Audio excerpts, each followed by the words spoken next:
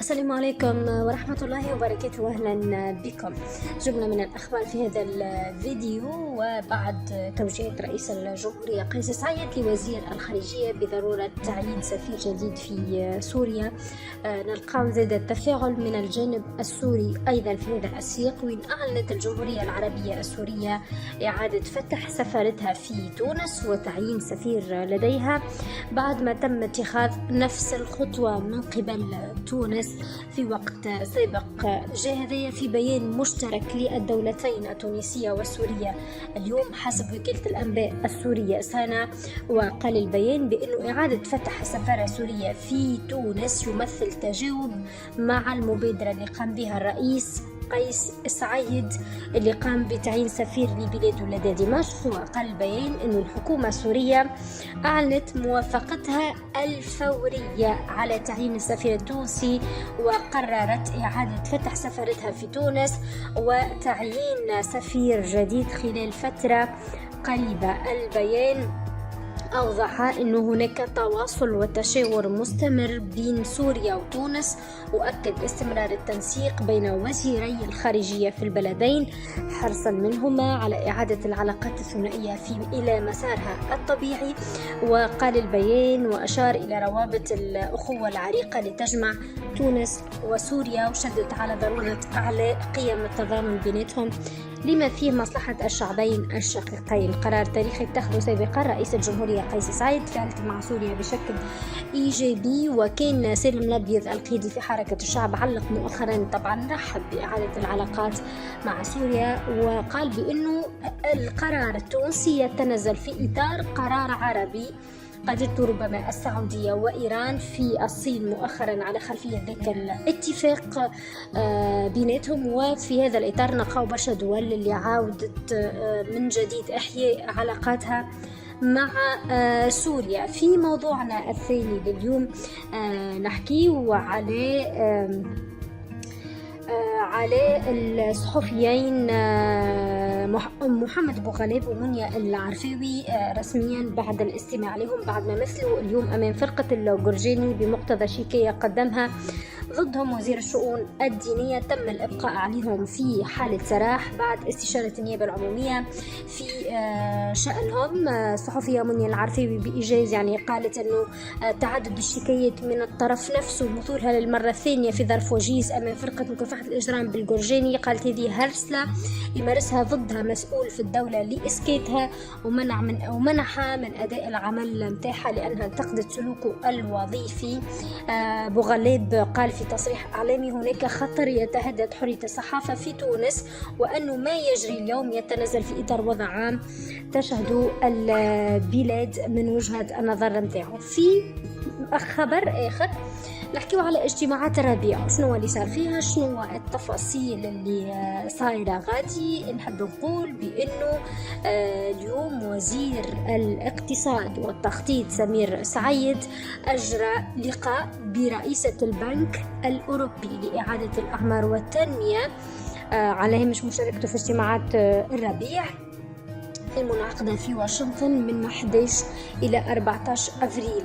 اللقاء هذا كان مناسبة طرق فيها الأطراف الزوز إلى تطور التعاون المالي والفني وبرامج العمل للفترة المقبلة. واستعرض سعيد في هذا السياق الخطوط الكبرى للبرنامج الوطني للإصلاحات اللي أعدته الحكومة التونسية مؤخرا، وأكد حرصه على تنفيذ البرنامج تدريجيا ومن خلاله هو الحكومة طبعا بما يساعد على استرجاع نسق النمو واستعادة التوازنات المالية وتحسين الأوضاع الاجتماعية. هوني نصطدموا بموقف رئيس الجمهورية قيس سعيد اللي هو يرفض إملاءات صندوق النقد الدولي، وهذا كان واضح في خطابه، يعتبر أنه هذا يهدد السلم الأهلية، ويقول بأنه السلم الأهلية أهم من إملاءات ومن تطبيق إملاءات صندوق النقد الدولي. اليوم زاد وزير التخطيط والاقتصاد يقول بأنه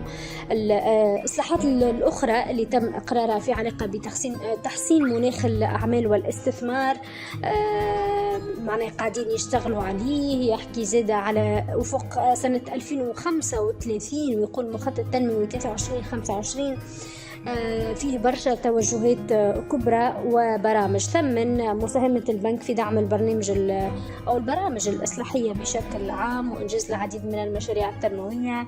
أكد الحرص على مواصلة هذا التعاون إلى غير ذلك من التفاصيل. في هذا السياق رئيسة البنك الدولي أكدت على ضرورة بلوغ تونس لاتفاق مع صندوق النقد الدولي حتى يتواصل دعم الشركاء لها، لا سيما وهذا كشرط يعني ضرورة بلوغ تونس للاتفاق ليتواصل دعم الشركاء لها، لا سيما البنك الأوروبي لإعادة الأعمار والتنمية. وأعربت على استعداد مؤسستها لدعم الإصلاحات اللي وضعتها الحكومة ومساندة تونس في مفاوضاتها مع صندوق النقد الدولي. وزير الاقتصاد أيضا أجرى لقاء برئيس البنك الآسيوي للاستثمار في البنية التحتية، والمقابلة حكيوا فيها في برشا نقاط: مستقبل التعاون المالي بين تونس والبنك هدايا، شنو فرص الاستثمار